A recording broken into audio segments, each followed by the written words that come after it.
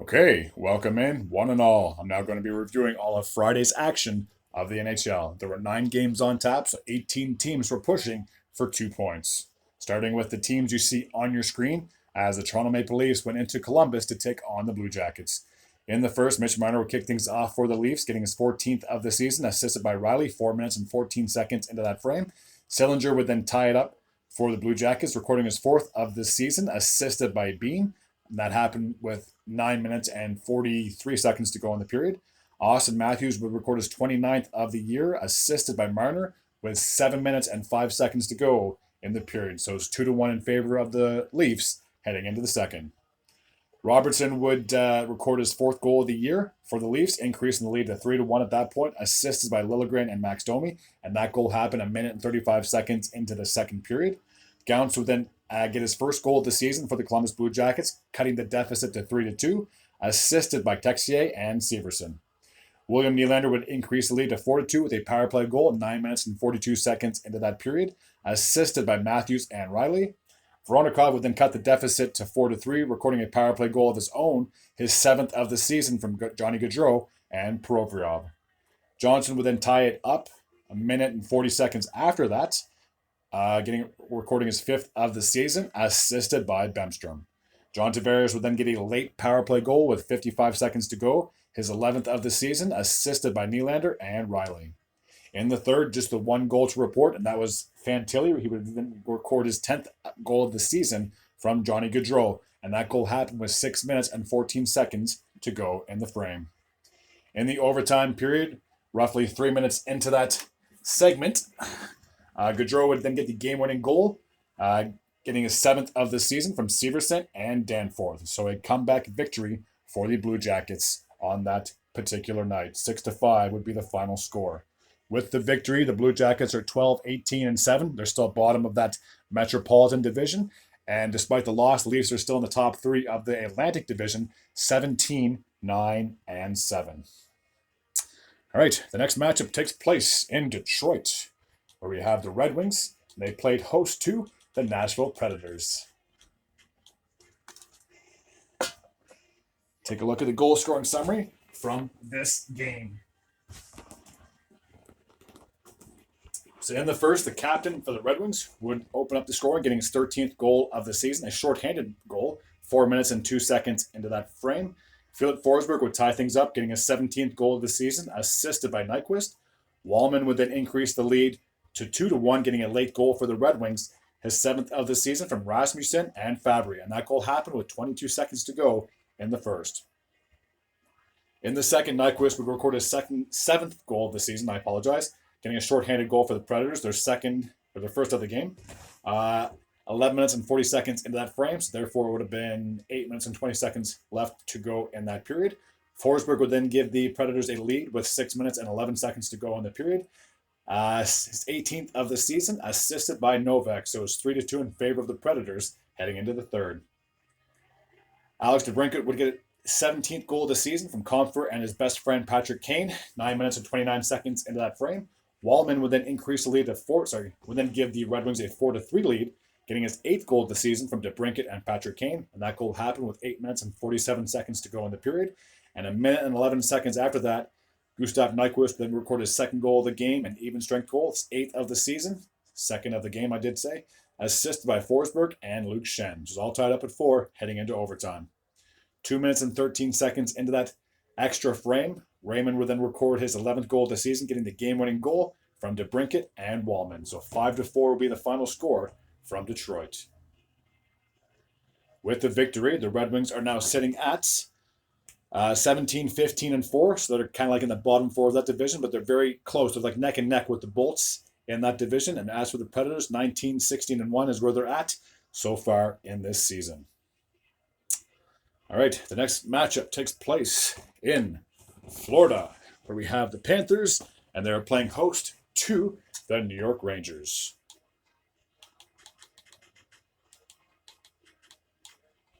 Okay, so you should see the team's logos on your screen as we speak.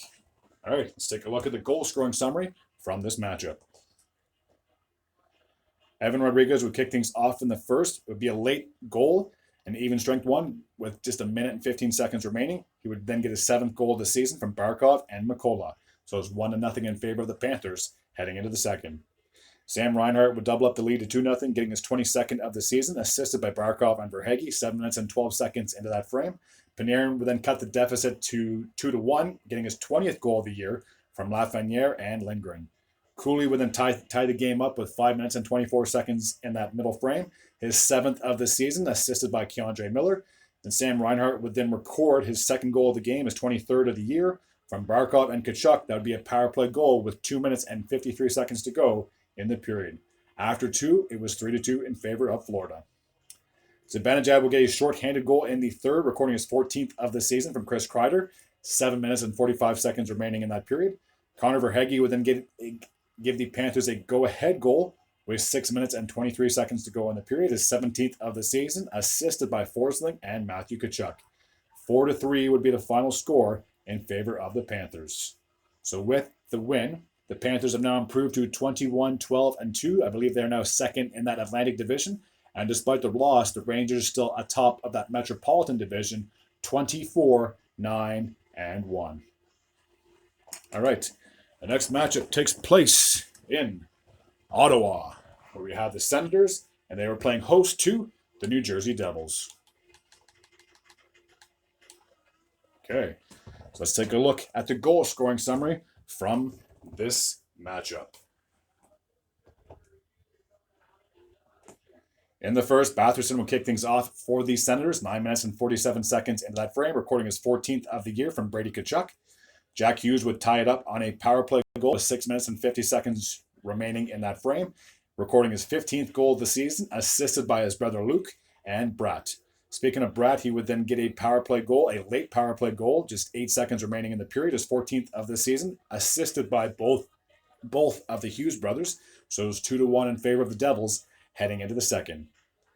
In the second, Mercer would get his 10th of the year, 7 minutes and 17 seconds into that middle frame, doubling up the lead to 3-1. Tyler Toffoli would then score with 5 minutes and 13 seconds to go in the period, recording his 15th of the season for Bratt and Jack Hughes, 4-1 in favor of the Devils after two.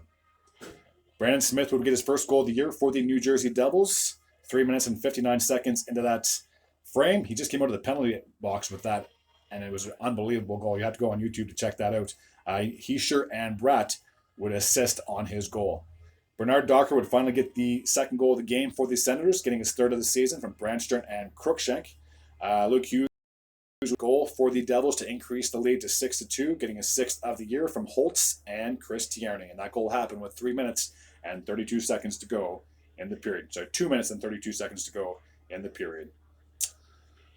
So, with the victory, the Devils have now improved to 19-13-2, and with the loss, the Senators are now 5 games below 500, 13-18-0. All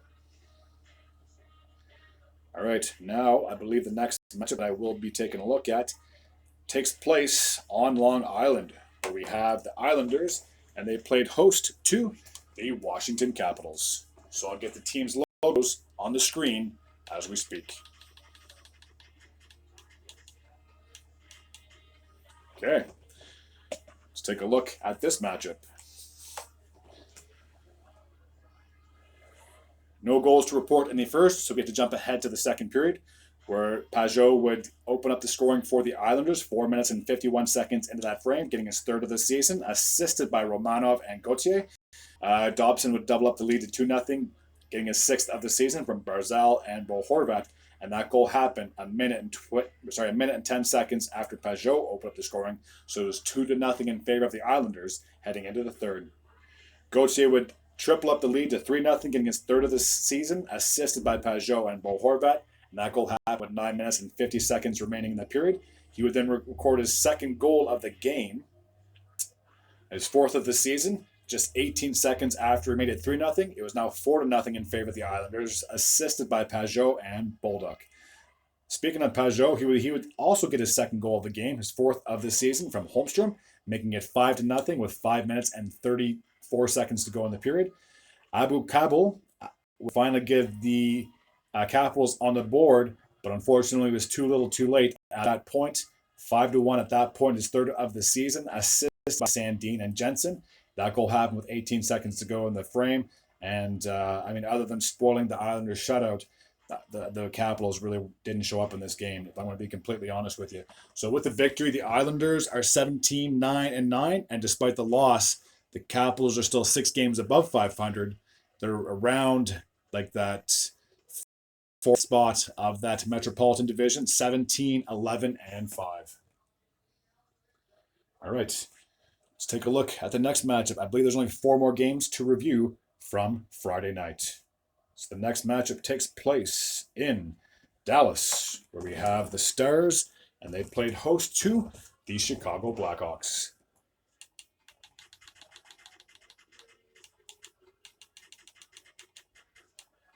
Okay, should have the team's logos on the screen as we speak. All right, let's take a look at this particular matchup. In the first, Tyler Johnson opened up the scoring for the Blackhawks, getting his 8th goal of the season, assisted by Bavilla and Dickinson. That goal happened 7 minutes and 56 seconds into that frame. Gutman would then double up the lead to 2-0, getting his 3rd goal of the season from Reichel and Connor Murphy. Rube Hintz would get a power play goal for the Stars, I apologize, getting his 12th of the season from Pavelski and Jamie Benn, and that goal happened with 8 minutes and 11 seconds to go in the period. In the second, Joe Pavelski would tie things up, getting his 14th of the season, assisted by Lundqvist and Harley, 9 minutes and 3 seconds into that frame.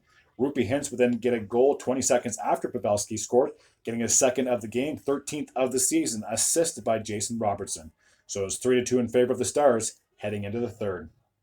Jamie Benn would double up the lead to 4-2, getting his 6th goal of the season, assisted by Johnston and Danonov, 2 minutes and 10 seconds into that third period.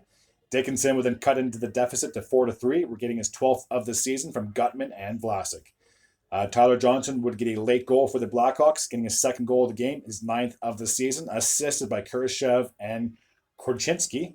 A power play goal with 2 minutes and 36 seconds to go in the frame. Rube Hintz would then get the game-winning goal in overtime, just 8 seconds remaining, so it was that close to going to a shootout, getting a hat trick. His 14th of the season from Jason Robertson and Heiskanen. So the Stars were able to overcome the storm and come back and get the victory. 5-4 would be the final score. So with that, the Stars are 21-9-4, still top 3 in their division. And with a loss, unfortunately for the Blackhawks, they're at the bottom of that same division, 11-22-2. All right, the next matchup takes place in St. Louis, where we have the Blues. They are playing host to the Colorado Avalanche. Okay, so you should see the team's logos on your screen as we speak.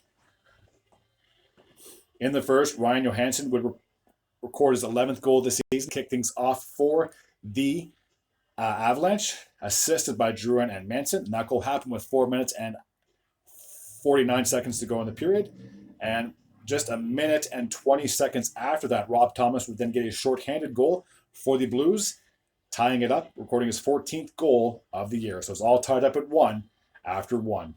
No goals to report in the second. We have to jump all the way ahead to the third. Late in that third period with 2 minutes and 54 seconds to go to be exact, Taves would increase the lead to 2-1 for the Avalanche, recording his 5th of the season from Nichushkin and Ryan Johansson.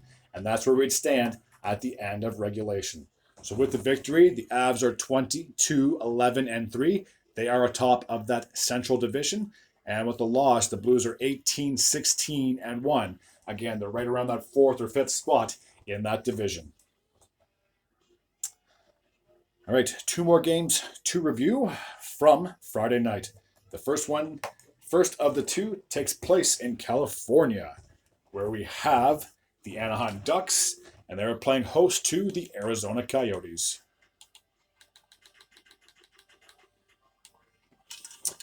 This would be a low-scoring affair, so it shouldn't take that long to review.